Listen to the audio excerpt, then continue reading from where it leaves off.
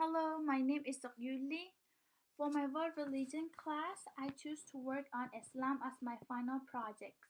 First, I would like to talk about a brief history about Islam. Islam in Arabic literally means surrender, submission to the will of God. It is a monotheistic faith based on the revelation received by Prophet Muhammad in the 7th century in Saudi Arabia. It is approximately 1400 years old. It has two branches, Sunni and Shia. It is professed by 1.5 billion people worldwide. It is also the second largest religion in the world after Christianity. The followers of Islam are called Muslims.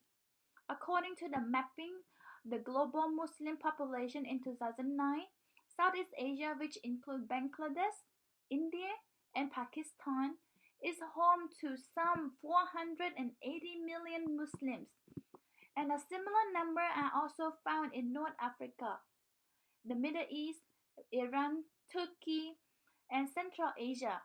The Sub-Saharan Africa has some 240 million Muslims, with a large population in Nigeria and Ethiopia. And Southeast Asia has 220 million Muslims, principally in Indonesia and in Malaysia. The remaining 600 millions are so scattered across the globe, including 16 million in Russia, 20 million in China, 10 million in Western Europe, around 3.5 million in North America. According to the Islamic traditions, the angel Gabriel appeared to the prophet over the course of 20 years, revealing to him many messages from God. Muslims recognize some of the earlier Christian prophets such as Moses, Jesus, as a messenger of the same true God. But in Islam, Muhammad is the last and the greatest of the prophets, whose revelation is pure and uncorrupted. Their belief are very important in Islam. Right belief about God, about the universe, about the humanity is of the primary concern to Muslims both in the present and in the past. The single most important belief in Islam, and arguably the central theme of the religion, is that there is only one God. The name of the God is Allah, which simply in Arabic it means the God. Al is the, La is God, the God. For a Muslim, the object of life is to live in a way that is pleasing to Allah, so that one may gain paradise. Like Christianity, Islam teaches the continued existence of the soul and transformed physical existence after death. There will be a day of judgment, and humanity will be divided between eternal destination of paradise and hell. There is no official creed to which one must adhere to be considered a Muslim. All that is required is to believe and recite the Shahada. It's one of the 5 pillars. It's a confession of faith to God. We recite, "There is no God but God, and Muhammad is his prophet." Beyond this core belief, however, Muslim doctrine is often summarized in 6 articles of faith. Many Muslims believe that one must adhere to the 6 articles in order to be considered as a Muslim.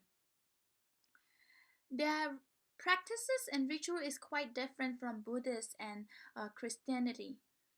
Certain sacred practices and ritual are very important to Muslims. There's a significant way that a follower of Islam in order to remember the history, to express conviction, and grow in devotions. Some ritual are practices daily, like a prayer, or some ritual are practiced annually, aligned with the specific Islamic holiday. The religious practices and ritual of Islam are relatively few in number, but great in importance. Islamic practices center on the 5 pillars of Islam, which include faith, prayer, fasting, the pilgrimage to Mecca, and alms, and include all several other holiday and ritual as well. Those five practices are regarded by all sects of Islamic religion as essential to the Islamic faith. Their ritual prayer, which they call salat, which is performed 5 times a day at dawn, at the midday, afternoon, sunset, and evening. It is crucial that every Muslim pray 5 times a day, at least once in his or her lifetime. Each Muslim is expected to undertake the pilgrimage to Mecca, the sacred city of Islam. That is very unique to me personally, because not only they have to pray 5 times a day, but they also have to undertaking a pilgrimage to Mecca each week, every week on Friday. They call it Juma. Muslims are required to take a bath, dress nicely, and wear perfume, and go to the mosque. And they have a imam there that will lead the prayer. It's kind of like a Sunday for Christian. They go to Christian go to church on Sunday, but for Islam they go to mosque every Friday. About the sacred law. In Islam, there are two main sacred texts, which are the Quran and the Hadith. This book teach and illustrate Islamic belief, value, and practices. They are also a very important historical documents, especially the Quran, which tell the story of the origin of the Islamic belief. The Quran is the most sacred text. It is believed to be the literal words of God revealed to Muhammad. And the Hadith is the secondary text that record the saying of Muhammad and his followers.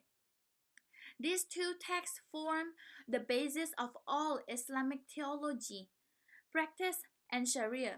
Sharia means the Islamic law.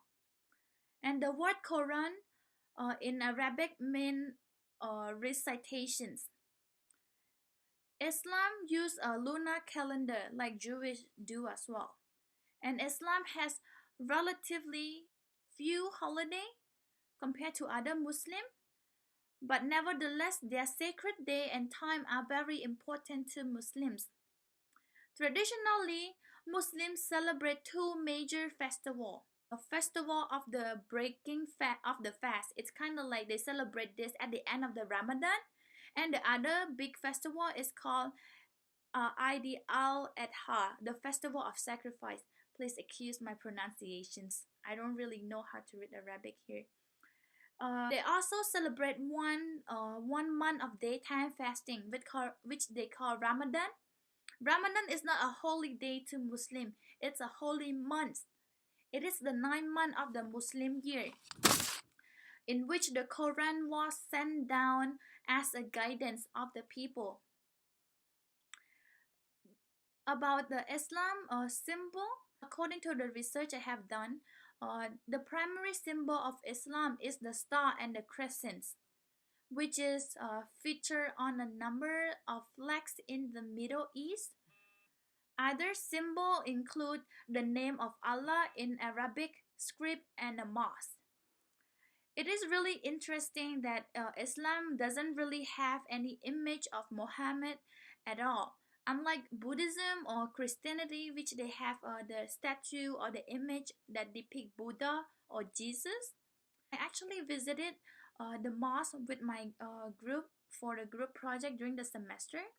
I kind of realized that there's really no image or any icon of Muhammad at all.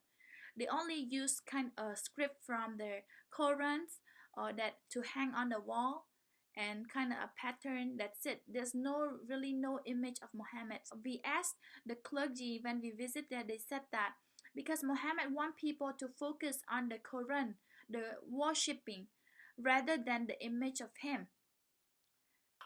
Also, I want to talk about the scarf that the women cover their hair. It is called the hijab. When I went to the mosque, I saw everyone wear the hijab over their hair. So we asked the clergy. She said that it is their choice to cover the hair or not. But for those who cover it, hair is very important to them. it represents themselves, and they only show it to their own family or their own husband only. And then I also know that there is two separate prayer room, one for men and one for women. And before they pray, they always perform wudu. And prayer is very important for Muslim. They need to pray 5 times a day, but there's also an exception for women. When they are on their periods, they don't have to pray at all. Or when they're really sick, they can just pray on their bed. Last but not least, I want to thank my Muslim friends for helping me out with this final project. They have been answering every of my question in detail and helping me a lot in explaining about their own religions, which is Muslim. I really appreciate it. Thank you.